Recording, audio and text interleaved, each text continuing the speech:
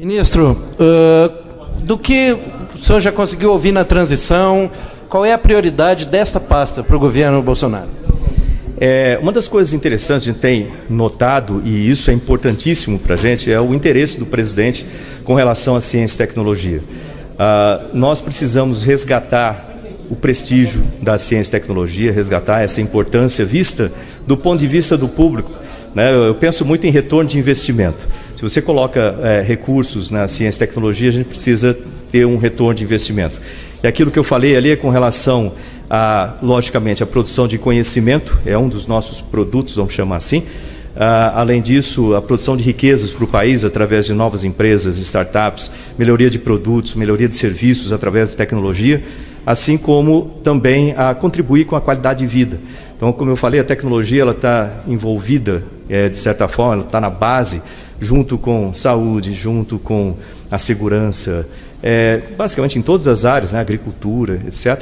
Então, esse tipo de contribuição, eu acho que o público tem que sentir, né, a importância da ciência e tecnologia como elemento estratégico para o país. Ministro, tem certas pesquisas que o rendimento vem a 30, 40 anos após aquela pesquisa. Esse tipo de investimento também vai ocorrer? Sim, sim, você tem que pensar... Deixar de lado? Não, você tem que ver que pesquisa básica ela é essencial. Né? Você nunca pode deixar a pesquisa básica de lado, como vamos chamando de pesquisa básica, esse tipo de pesquisa assim. Por quê? Pensa bem, primeiro é que a junção de conhecimento, isso é produção de conhecimento, a junção de conhecimentos pode gerar algum tipo de tecnologia, algum tipo de inovação disruptiva, por exemplo. Né? Então, a formação de conhecimento, isso aí é essencial, a gente não pode nunca deixar de lado esse tipo de coisa. Do ministro Kassab, lhe passou alguma agenda premente do Ministério, algum tema que esteja assim, de decisão imediata? Eu tenho conversado com ele já há algum tempo, ele tem deixado o Ministério numa situação administrativamente positiva. Lógico que a gente tem também uma equipe de transição trabalhando em torno desses temas todos. Não existe nada que seja absolutamente urgente, né, vamos dizer assim, premente, mas lógico que trocar a roda, trocar o pneu do carro em movimento, né? Então você tem que fazer as coisas de uma forma dinâmica, uma forma eficiente, né, e que tenha não tenha uma disruptura, vamos dizer assim, no meio do caminho aí, que as coisas aconteçam de maneira suave. Nessa transição é possível, de que maneira há conversas com relação a recursos, ministro? Eu pergunto isso porque esta pasta recentemente passou por contingenciamentos difíceis. Como é que está essa questão orçamentária? Essa é uma das questões que a gente tem que trabalhar logo de cara. A gente tem trabalhado já com a equipe econômica que está entrando, né, a respeito das necessidades que nós temos de recursos e o descontingenciamento, por exemplo, do Fundo Nacional de Desenvolvimento de Ciência e Tecnologia. É um trabalho contínuo, ele não é uma vez e acabou, é tipo pregação de segurança de voo, né? Você tem que fazer o tempo todo. E também o fato de você mostrar resultados do Ministério, isso ajuda também a você pleitear mais fundos, né, para esses projetos. Então, tudo isso tem sido feito e todo esse esforço em se ter retorno de investimento faz parte também em que você tem uma ciência e tecnologia mais forte, e mais forte significa com projetos que sejam mais efetivos, né, naqueles 3 fatores que eu falei, de conhecimento, riqueza e qualidade de vida, e que isso seja percebido pela população e também pelos políticos, né, que estão lá no Congresso, que aprovam o nosso orçamento. Ministro, ontem... Essa parte de privatização das estatais tem sido tratado pelo Paulo Guedes, com a equipe dele, né? Nós temos uma análise, né, sendo feita com as nossas empresas. Agora, tudo isso vai ter que ser conversado com ele, vamos dizer assim, ele que tem mais a fala sobre isso e mais condições, até eu diria, para falar sobre isso por causa da própria equipe econômica. O senhor manteria Correios, Telebrás, essas empresas?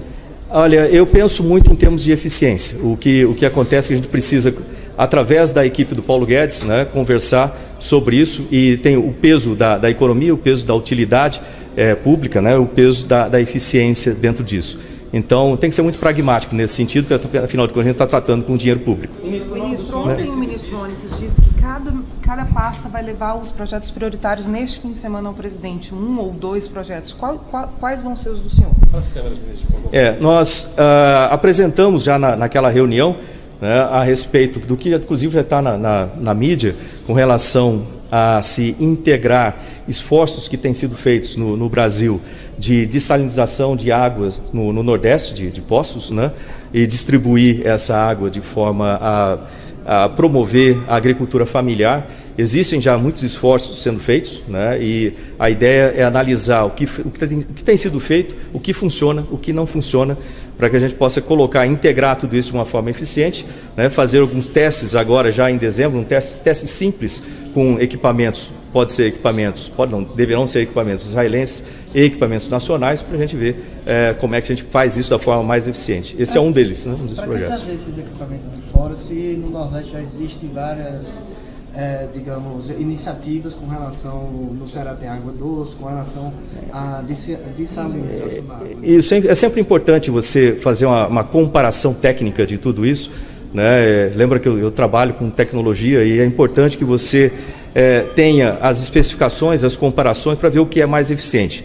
Né? O que a gente procura é exatamente isso, mais eficiente em termos de resultados, né, de qualidade de vida, resultados do equipamento, né, e também em termos de qualidade de custo de tudo isso. O nome do senhor ministro é visto com uma certa resistência por áreas do meio acadêmico, pesquisadores. Como é que o senhor acha que o senhor vai conseguir convencer os pesquisadores e a academia que o senhor vai ser um bom ministro que vai atender aos interesses da pesquisa nacional nas áreas acadêmicas? Como fazer isso? Eu já tenho trabalhado com eles bastante, né, e basicamente eles vão participar comigo, né, disso aí. A ciência e tecnologia não é feito de disputas internas, é feito de todo mundo alinhado numa direção só, né, e a gente tem uma demonstração muito clara. Eu já tive uma reunião com mais de 50 membros ali, foi uma coisa muito interessante e ver a disponibilidade, são pessoas de bem, vamos dizer assim, que estão trabalhando pelo Brasil, né, a gente precisa alinhar todos os nossos esforços para que juntos a gente consiga ter o melhor resultado aqui para o Ministério. Mas qual o senhor acha que é o temor deles? O senhor acha que eles... Olha, para mim eles não falaram nenhum desse tipo de temor. Então, todos eles têm trabalhado comigo intensamente, eu converso com eles diariamente, para falar a verdade, e é uma coisa muito boa de você ter essa interação. Isso aí é mais, vamos dizer assim, intriga da oposição. Ontem foi anunciado um pente fino no atual governo, né, que a equipe de transição está fazendo e vai elaborar. No Ministério de Ciência e Tecnologia, já foi identificado alguma coisa que tem que ser melhorada? Como toda organização grande, sempre existem melhorias, e é importante que essa melhoria seja contínua. Tanto que nós estamos implementando dentro do Ministério um setor específico de otimização de processos. Né? Se você vê um pesquisador, por exemplo, ele passa 36% do tempo dele trabalhando com a burocracia em vez da pesquisa. Então é necessário você melhorar esses sistemas, que as coisas precisam ser mais simples, funcionem de uma forma mais eficiente. E esse dado vem, inclusive, da comunidade científica. Né? Já tem meta para corte de cargos no Ministério? Ainda não. Nossa ideia é fazer de uma forma eficiente. Para fazer uma forma eficiente é importante você não pensar em cortar uma mão e depois ter que repor a mão. Né? Então a gente vai fazer primeiro a gente não pretende mudar muita coisa, né? Fazer de uma forma gradual, uma forma otimizada. Para isso que existe também esse setor de otimização, né? Para que a gente tenha processos mais otimizados. Avaliação, é importante a gente ter esse retorno também, a performance é importante, né, de forma que a gente tenha no final do primeiro ano, por exemplo, já uma organização mais eficiente. Vai ser perfeita? Não existe nada perfeito nisso, mas a gente tem que trabalhar continuamente nessa otimização. Inclusive com extinção de cargos comissionados? Isso faz parte do processo. Né? Faz parte do processo. Só não tem um número ainda? Não, ainda não. Existe uma meta de 30%, né? Só que ainda isso, por enquanto, é uma meta geral que o governo colocou. A gente pretende trabalhar para que as coisas sejam feitas da forma mais eficiente. Não adianta você fazer uma série de cortes que depois você não tem o resultado adequado. Da mesma forma que não adianta você trabalhar com um número exagerado de pessoas sem ter o resultado adequado. Para isso que serve a otimização.